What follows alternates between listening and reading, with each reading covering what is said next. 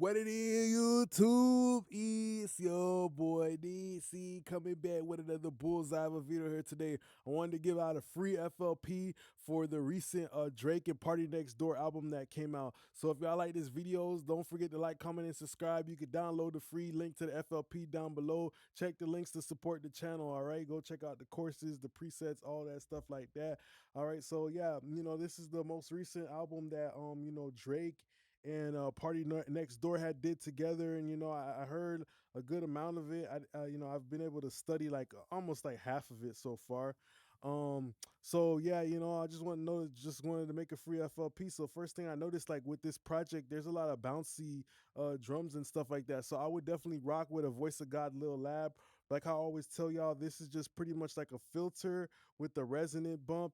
And I noticed that Drake, they kind of always split up their low end in two different ways. Like the bass might be percussive. It's kind of like the bass in the 808 is mostly just there for like knock and stuff like that, right? And then you got a situation too where like most of like the lengthy sustaining bass is usually like a synth pad or something like that. So that's why I kind of like to use something like this on like really short basses. And I noticed that Drake and Party Next Door had that on a bunch of songs. I can't even remember which songs it was specifically, but I just noticed a pattern like that. All right.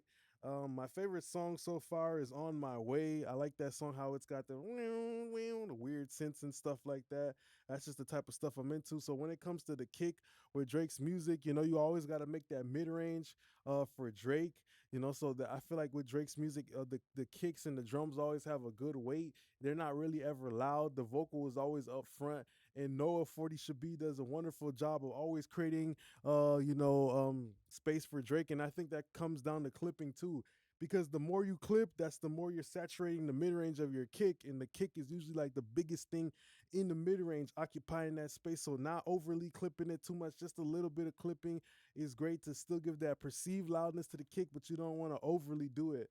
I kind of like some other clippers that can show me an actual number of how much clipping is occurring, but this one is pretty good sounding too. All right, so that's what we would use.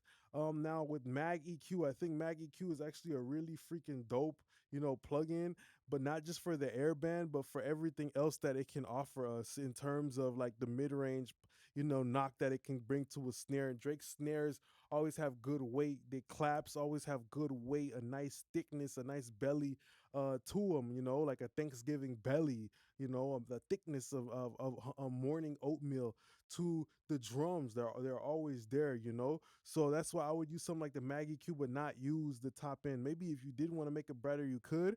But usually all of the high end frequency is occupied by Drake's voice and the weekend singing too. So I would, make this chunky in the mid range if I was working on a clap or snare on that most recent album. Then with the hi-hats, I noticed they use the hi-hats pretty different. I would do like a transient enhancer or use like a compressor that has some transient enhancement like this. The transient enhancement is right here on the punch knob. So yeah, that's good. Drake's hi-hats, they're always very rhythmic. You feel me? They're always very rhythmic. And I noticed that like this project, there's some spots where there's no hi-hats, there's some spots when they're there, but they're sparse.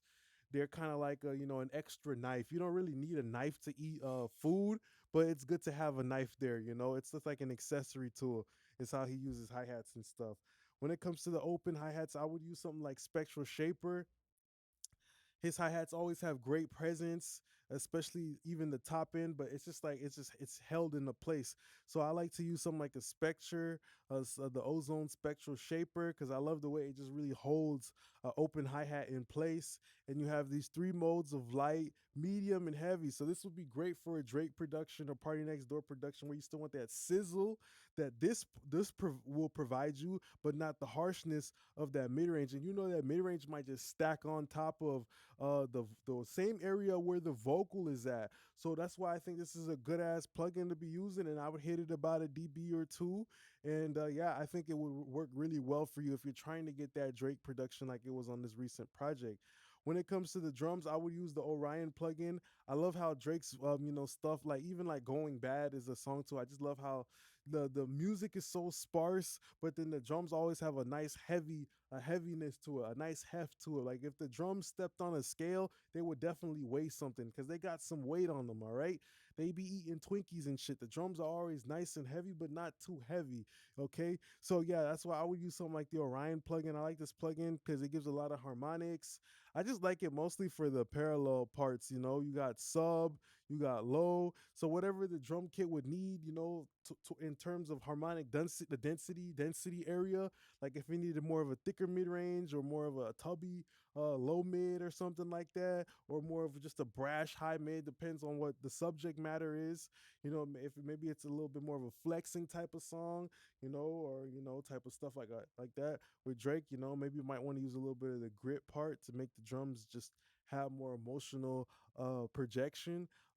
Especially this is good too. You know, maybe the lead vocal might just be really like overpowering the drums, and you might want to use a plugin like this to maybe bring it back. Because with Drake's music, the most important thing is the mid-range vocal and creating this really big wide space, this big nighttime atmosphere, similar to the cover of the project that he did with the Party Next Door. Okay, Party Next Door kind of sounded like Future to me, like on this project. Like how I always say, Party Next Door is not. He don't really know how to sing like that, man. That guy, he just talented as fuck at producing. He's just like a makeshift singer, which I respect him a lot.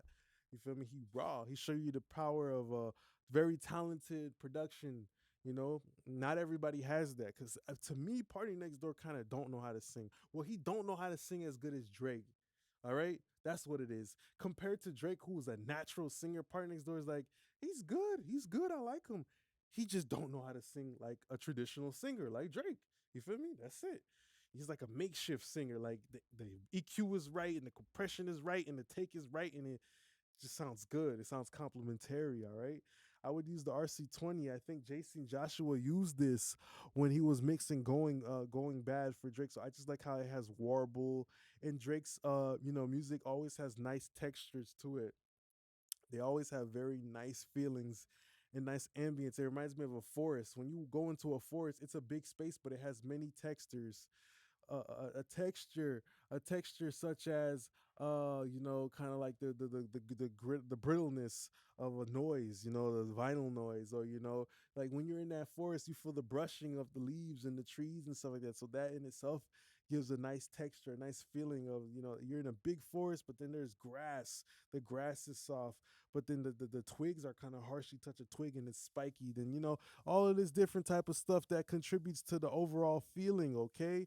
So after that, with the pads, I know back in the days with the Sound on Sound magazine, I do believe that you know, they used to use something like the R comp. I would use the R comp on opto mode specifically because I know that the opto mode is gonna give me like that that super nice sustain, you feel me? And that super nice release time that's gonna really hold some of these long elongated chords and elongated melodies and pads for somebody like Drake to really, you know, create that pillow, that almost like that pillow effect that Drake has. I'm sorry if my pop filter is going off, but the pillowy effect that Drake has on his, like, you know, ambient sounds, that would really hold it and glue it together.